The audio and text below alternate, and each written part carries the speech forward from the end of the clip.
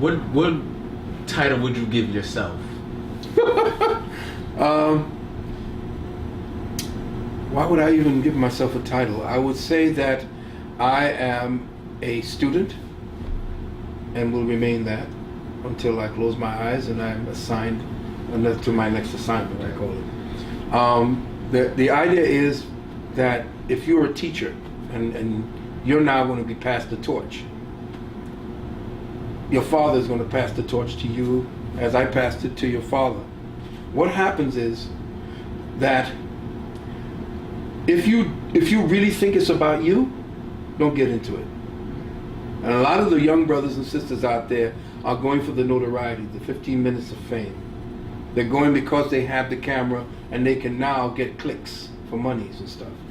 If you don't have content in what you're doing, and if your content isn't to free up the next generation and make it greater than you, then what we call them is pimps. We call them parasites. Because what they're doing is they're taking your energy so that they can build themselves up. Okay? You don't see me out there constantly like, I don't need to do that. I kind of purge on stage. Right. You know, I call all kinds of MFs, but I don't use it as a punctuation mark. Right. Young people use the MF, MF, MF, MF, and then say, hey, this is it, and then MF, MF, MF, and then here's this, and then word, and then they use up a little bit of, no, that ain't it. That's what I call cut and paste intellectuals. They cut and paste what other people say and then make it believe that that's what they said. No, it ain't like that. You're being handed a very sacred torch. This came from my elders, Dr. Ben, Dr. Clark, Dr. Van Sertima, okay, Baba Heru. These were the elders that we dealt with. Dr. What's her name? I just love this sister, Marimba Ani, okay, Shahrazad Ali. These people were the ones that actually were out there in the libraries. I know this is not nice to say about your generation, but how many of y'all have ever had to sweat out a library?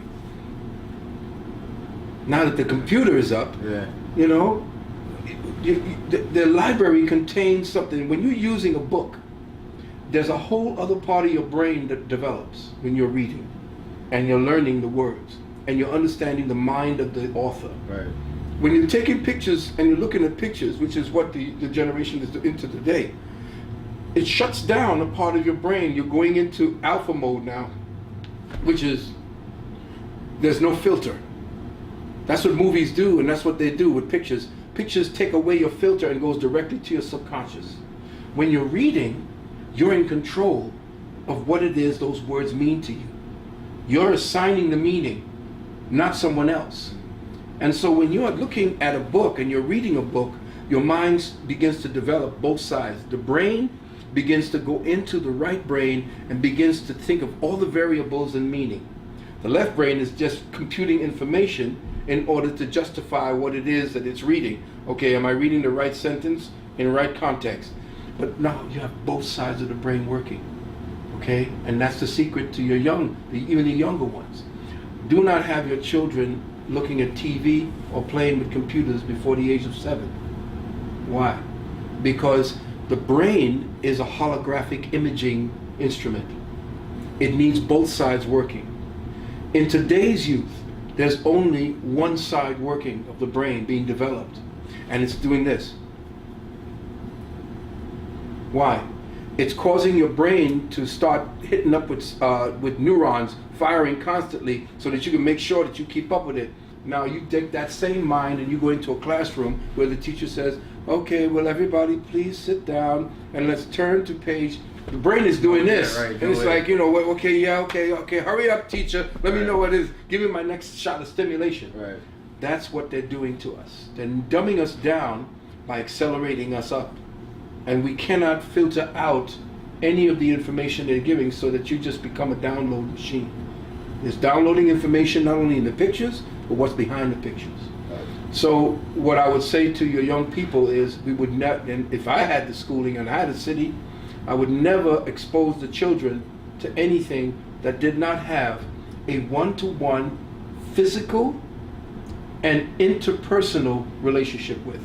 So children young would learn about growing food, would learn about what it is to get out in the wilderness, would learn about what a cow was, what animals were, because they're not looking at them on a screen. They're actually smelling, touching, and feeling these animals, and then that part of the brain that is actually logging in three-dimensional tactile information and saying, I know what a tiger feels like, I know just what it looks like, I know what an elephant's trunk feels like, and I don't know just because it's on TV, that's an elephant. There's a different way to teach these children, and unless you're teaching the children during the formative years, okay, to understand and understand how to manage real from unreal, then everything that they see on TV from the time they're programmed will be the only thing that's real. And that's what's happening to our children today. They're very fast with taking care of what's on the computer. It's 3-year-olds that know how to work iPhones. That's what I'm talking about. Right. Because why? They don't have any tactile experience. And that's why the obesity problem. The obesity problem, because we were outside, man. I mean, after, it's like my father would just drop kick me like after Saturday night, after cartoons, out. And we out there playing, we out there in the sweat, we drinking from garden hoses, we didn't care. Because we were building up, we were out there touching, getting into the right thing. That's back when it was a little bit easier to be who we were. We didn't say it was, it was all roses, but it was easier. Today, because they've trapped us in a digital world, that's all our brain is able to actually function under. And this is the warning to your fellow millennials, because you all don't have a rudder on the ship that you all are on right now. You have to go back to find where to go forward. You have to begin to learn and to understand what the elders meant, okay, and actually apply it today, which is not going to be something that you can easily do. It's not something that they're going to say, yeah, let's go do it, because at this point, your mind is already focused into what the future they have planned for you. But the classics never die. Those classics are the Dr. Benz, the Dr. Clarks, Dr. Van Sertima. Like I was saying to your father, they brought a sense of ethics and sophistication. They went in and they mined information that we didn't even know existed. They put their lives on the line, their careers on the line. They did everything for us. Some of them just died in poverty for doing that. Could you imagine? Great minds like that wasting away because they became superficial. Why? Because now everybody could say what they said and get it around the world in a microsecond. Whereas you had to work to find out where they were. You had to know where they were and then travel there and sit in their presence. That's gone. All of that is gone, and that's part of the experience in what is called growth. And that's what's missing, and that's what we've discarded that part. There is a sequence to the growth for a human being to become whole. And the young people are sensing that something is missing. We're glad that you're looking back at people like ourselves, like Black Dot, and you're trying to get that substance that's missing from your life. Look more for the substance in your life rather than the superficial, because the superficial is put there so that you definitely ignore the substance. Okay? I can only tell you that as an elder, just being 67, you don't get to be 67 in this day and age by being a dummy. You get to that point because you've been working at it, you've seen it happen, you've been in the trenches, you're not just being a spectator, you've helped to change people's minds. You've helped even ancestors come to this plane where doctors told them no, you couldn't get, you can't get pregnant. Well, I have 35 godchildren who says that they're lying. Okay? Don't get caught up in the superficial. Brothers like this, Brother Malcolm, these are the brothers that are searching for your tomorrow. What is it and how is it going to look tomorrow? And again, nobody's here forever. What is the truth. That'll always come around again. You keep trying to shove it down, suppress it, it'll pop right up. Because just as much as you crush that coal, the harder you crush that coal, the more you make it into a diamond. Yeah. But go ahead. I'm sorry. I like to pontificate. I know, shut me down. No, it was a great point because every time me and my father talk about things, he goes, "I remember sitting in lectures for 8-9 hours and things like that." And I'm not gonna lie. Every time he says that, I just get nightmares. Like 8 hours in one place. Like how? And I remember he took me to a few of your lectures, and I remember being in there for like 3 hours, and then you would get to something. We'll get to that later. I'm like, later? You've been here. Oh yeah, we are. We just getting started. Yeah, 3 hours into it, it's just getting started. Oh, now try 11 3/4. Try 11 3/4 hours in one place. We set the record because Bobby was 10.5 hours, and right after that we came in 2 weeks later and did 11 3/4. And that's who I miss too.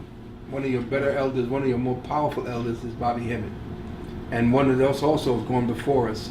Bobby Hemmett is like a wounded soldier, but one that went before us is Dr. Delbert Blair.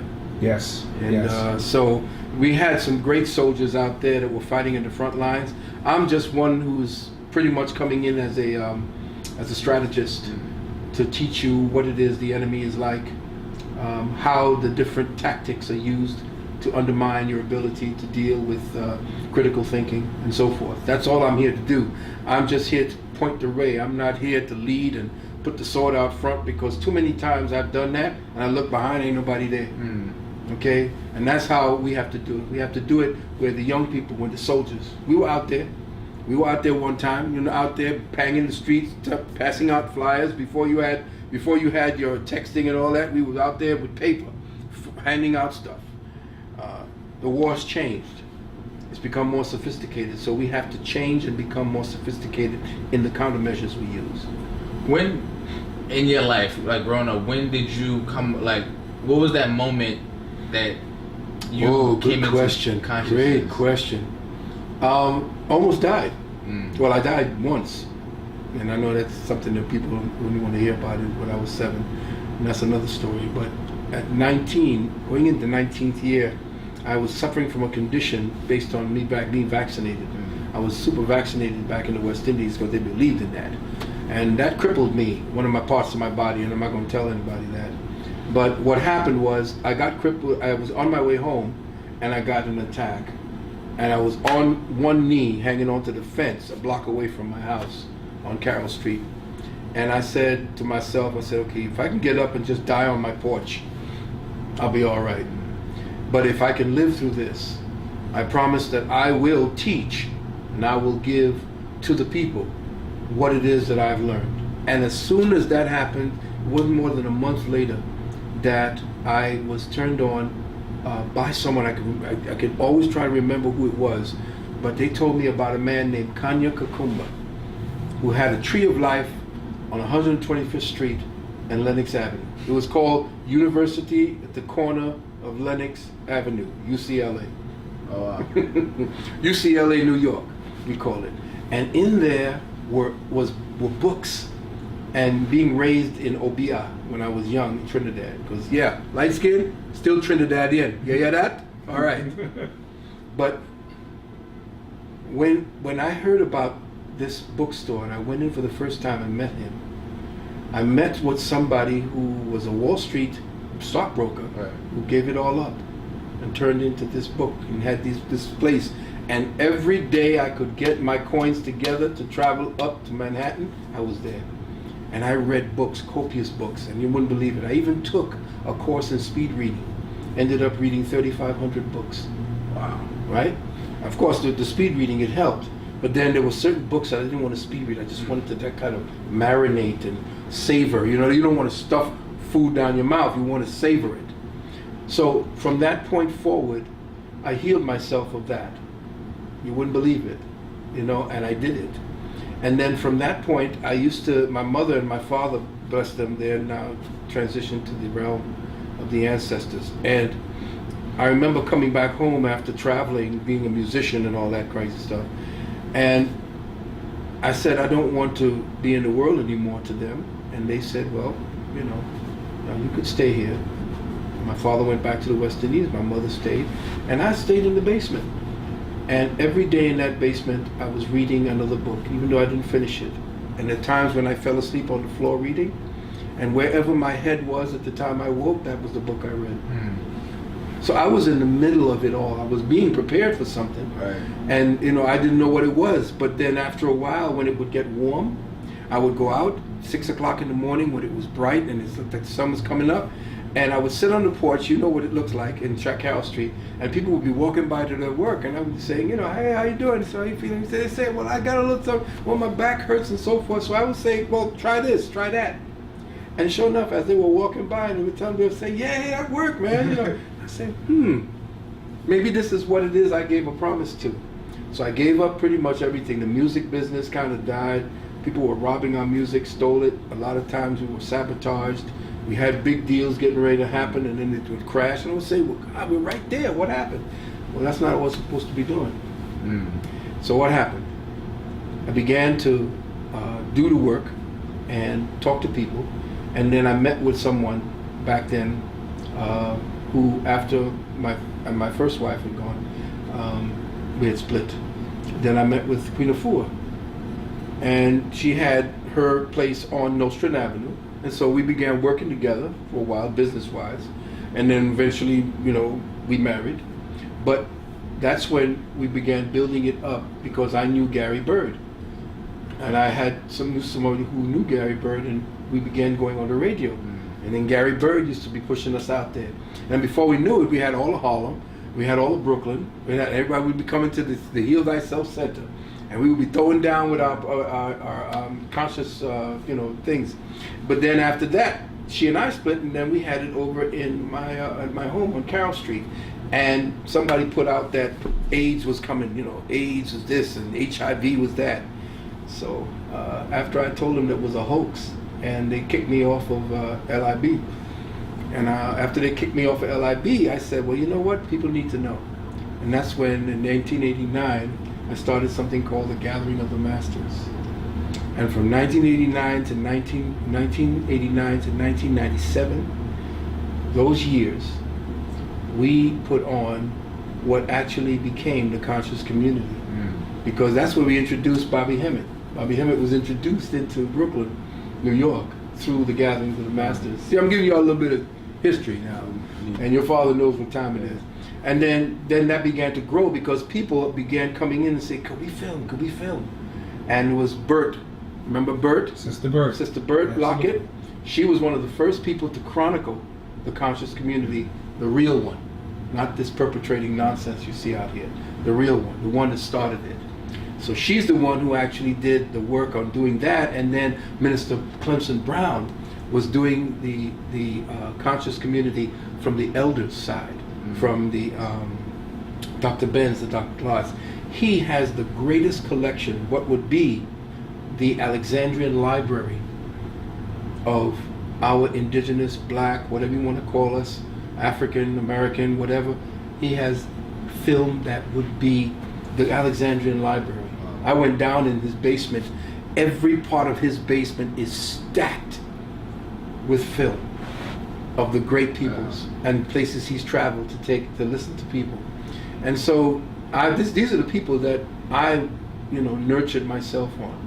I sat at the feet of Dr. Clark, and he was my mentor, as well as Brother Kaba Hiawatha. I sat at the feet of a man named Krishnamurti. You get to know him somewhere down the line. And I learned from him his philosophies. I liked him because he didn't take no joke. I took my Shishi style from him and from Steve Coakley. Steve Coakley was no joke either. That's another one of the masters who actually exposed the Boule and all the fraternities and everything.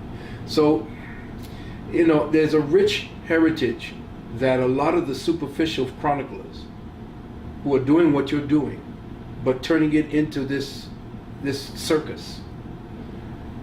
There is a rich history that's becoming a twistery, I call it, that you and your brotherhood and sisterhood need to keep intact, because these are going to be treasures later on. Right. When everything else shuts down, they're going to be looking to you. What's the next thing that you got? Who else are you knowing? Who else you think that we can listen to? Because your credibility is going to rise if you stay. Don't look for the flashing lights and the circus and all of the fireworks. Do this, 1-to-1. It works each time. Okay? So you have a lecture tomorrow. Yes.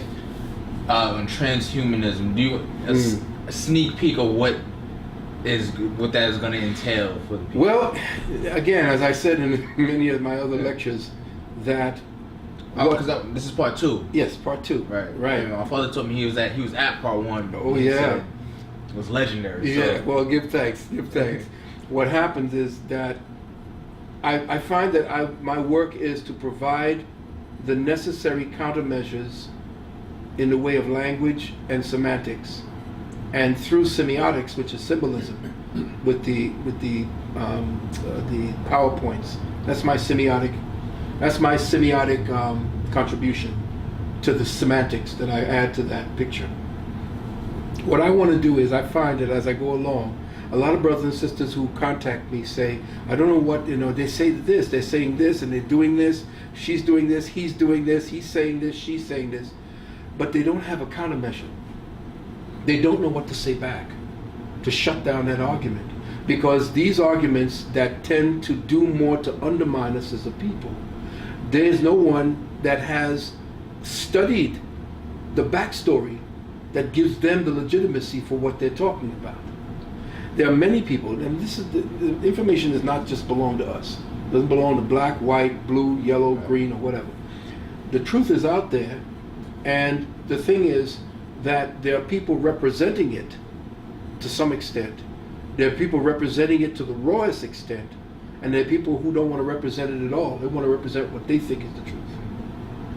What you have to do at this point, and this is what you're doing at this point, and I felt that I need to do, was to allow those who think that know that something's wrong to have the argument to spit back at them. If you don't know what to say when they give you the narrative that has been scripted for them to say, and using their emotions because they either have a relative or a friend, you have to be able to get past that and get right to the core of their reasoning and logic, which is very difficult nowadays because everything is motivated from the feminist point of view, which is to deal with feelings rather than logic.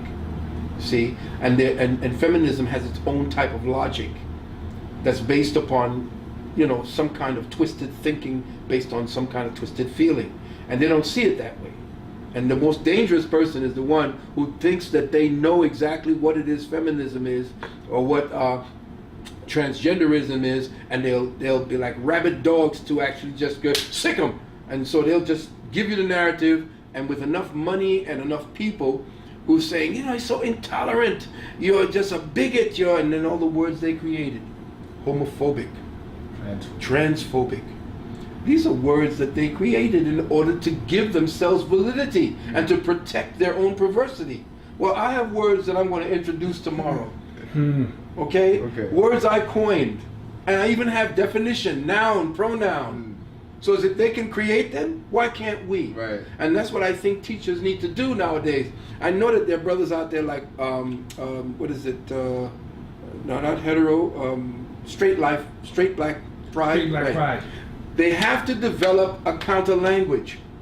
There has to be a language that puts that in check. In other words, when you are playing chess, they move your pawn, because that's all that they're playing with now. Right. Okay? They're just playing with the pawns. The kings and everybody are laying back to see what the pawns can do. Can the pawn get to the other side? Well, right now, guess what? The pawn has gotten to our side and made them kings and queens. Queens more than they are kings. They've turned the queens into kings and the kings into queens.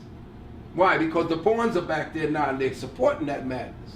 You understand? Right. So what you have to do is meet the semantics and the semiotics with counterbalances so that you can give legitimacy to those who are being pushed into the closet because we don't know what to say.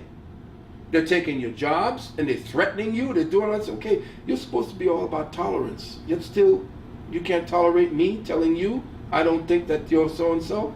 And you're supposed to be about accept me for who I am. Well, wait a minute. You just cut off your penis. You didn't accept who you were. So you want me to accept you now, and you couldn't accept yourself back then. Why? Because you're twisted in the brain, and you think that I was born this because they told you there's no such thing as gender. Gender is selective. Now, I worked at Barnes and Noble for like a hot month after I graduated, and they have a section for kids. about homosexuality, lesbian, everything. Gender fluid, they call them. Bugged me out. Yeah. Yes, gender fluidity. Bugged me out. Where did that word come? Gender fluidity. What the hell does that mean? You know, it means that I can tell you. In other words, and they even leave it up. Now, before, you had to reach the age of reason to know that, hey, you were reasoning. Okay?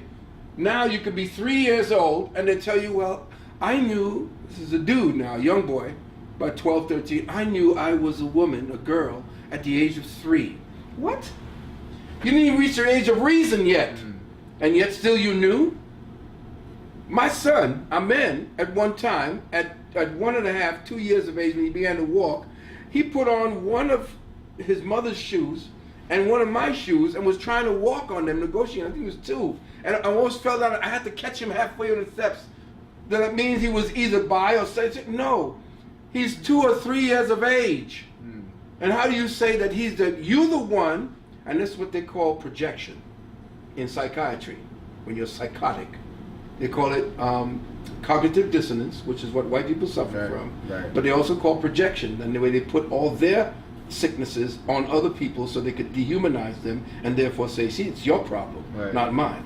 Well, this is what projection is. This is how these sick parents are saying that my child at 3, who's a boy, is actually a girl.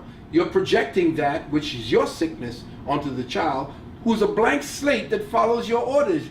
He cannot eat or drink or have any place to stay by himself. So he is your intellectual and psychological prisoner.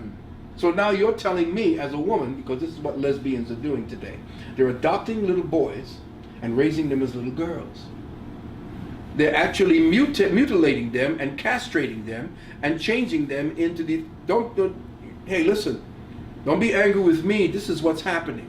There's a war on boys and a war on women, because now that men are the new women, who are women? What is a woman today? All right? Because the gay men are actually defining what you look like. Check it out. Everything that you wear, they create. Your face makeup, they're the ones who teach the other women how to make your face up. And them super big eyebrows, where do you think they created that from? Where do you think you girls with them gigantic eyebrows that look like you got two big mice sitting on your face? Why? Because that's what the gays used to, the transvestites and the ones who play in the RuPaul move. They used to do that to cover the brow ridge so it doesn't look as masculine. So you have to understand that even the boys are wearing, what do you think the men wearing all these super tight stuff and the jacket, a suit jacket that you're supposed to wear as a man that cuts you over here so you look like a man, they're cutting them up here. That's where the women wear their jackets. So who you think it wants you to look like a woman? A man? No. You're wearing clothes that the entire homosexual community who runs the fashion industry wants you to look like. That's how they want the boys to look like, so that you're more bait as a heterosexual. As a heterosexual male, you are the treasure to the homosexual community. Because if they can turn you, they got a prize. Okay, see, he's been gay all along. Why? Because I know I have turned him. That's how they play it. And don't believe that they're just sitting there, just being in their gayness and just, being persecuted. Oh, I'm being persecuted to change. No. I've been behind the scenes in Broadway. I know a star, a very big superstar who was my girlfriend at one time. And when they were making them up, there were nothing but men back there that looked like women. And they were the ones that's what they call beating that face. What do you think the antics that most girls picked up? Where do you think that came from? Where do you think the term, hey Miss Girl, hey Miss Thing is a dude who didn't know whether he was a girl or a boy, but that was the way that they identified one another. So the language that you're speaking belongs to the gay. Everything that you do, young sisters, everything that you think that you do that's making you a woman is actually another man who thinks he's a woman making you a woman. It's insane at this particular time.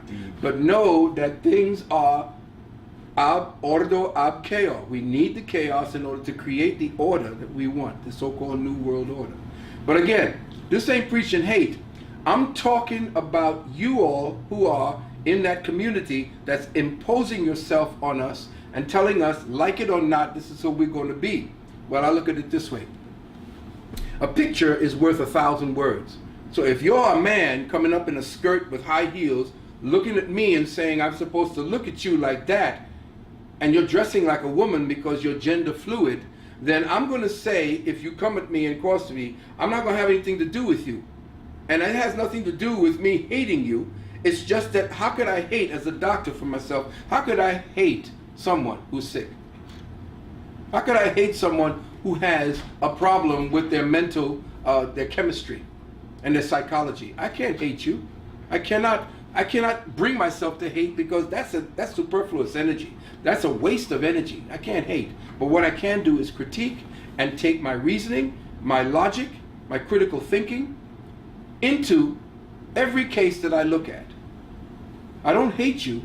All I know is that they've opened the back door to the asylum, and they want me now to tell you that the inmates are the new people to form the new paradigm. No, it's not going to happen. Not from hate, but I'm going to let you know that if you become the predominant thought process, that we are heading towards an extinction. A scientifically planned out and instigated and implemented and funded form of extinction. With that, where can you be reached? Where can I be reached? You can reach me right here. No, I'm only kidding.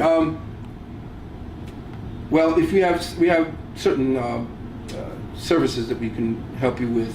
We have consultations. My wife and I, we can help you with marriage, with your nutritional consultation.